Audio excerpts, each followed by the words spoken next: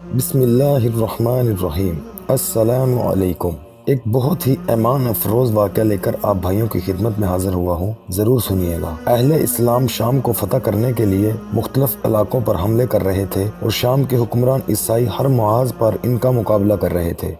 ایک جنگ کے دوران حضرت عبداللہ بن خدانہ کو عیسائیوں نے گرفتار کر لیا۔ عیسائیوں نے ہر طرح کی کوشش کی کہ حضرت عبداللہ بن خدانہ ترک اسلام کے بعد عیسائیت اختیار کر لیں، لیکن آپ نے ان پر سختی سے واضح کر دیا کہ وہ اپنی جان تو دے سکتے ہیں لیکن عیسائی مذہب اختیار نہیں کر سکتے۔ ظالم عیسائیوں نے جب یہ دیکھا کہ آپ مسلسل انکار کیے جا رہے ہیں اور کسی طرح عیسائیت قبول کرنے پر رضامند نہیں ہو رہے، تو انہوں نے ایک تجویز کے تحت ایک صحابی قیدی کو جیل خانہ سے باہر نکالا۔ عیسائیوں نے حضرت عبداللہ بن خدانہ کے سامنے اس صحابی قیدی کو ایک کھولتے ہوئے زیتون کے تیل کے کڑاہ میں ڈال دیا اور دیکھتے ہی دیکھتے صحابی قیدی شہید ہو گئے۔ حضرت عبداللہ بن خدانہ نے اس مظلوم صحابی کا یہ انجام دیکھا تو ان کی آنکھوں سے بے اختیار آنسو بہنے لگے۔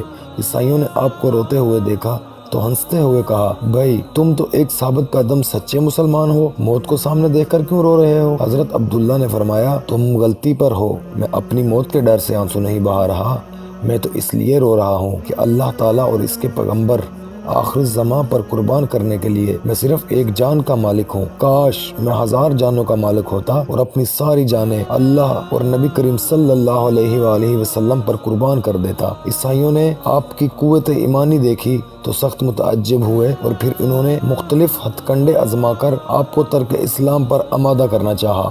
آپ کو کثیر مال و دولت کا لالچ دیا گیا، حسین عورتیں دینے کی پیشکش کی گئی، لیکن آپ کسی لالچ میں نہ آئے اور عیسائیوں کو ناکامی ہوئی۔ پھر صورتحال کچھ اس طرح پیش آئی کہ حضرت عبداللہ بن خدانہ نے 80 مسلمان قیدیوں کو رہائی دلوانے کے لیے عیسائیوں کی یہ شرط منظور کر لی کہ وہ عیسائی حاکم کی پیشانی چوم لیں تو 80 قیدیوں کو رہا کر دیا جائے گا، اگر وہ یہ شرط منظور نہ کریں گے تو 80 مسلمان قیدیوں کی گردن مار دی جائے گی۔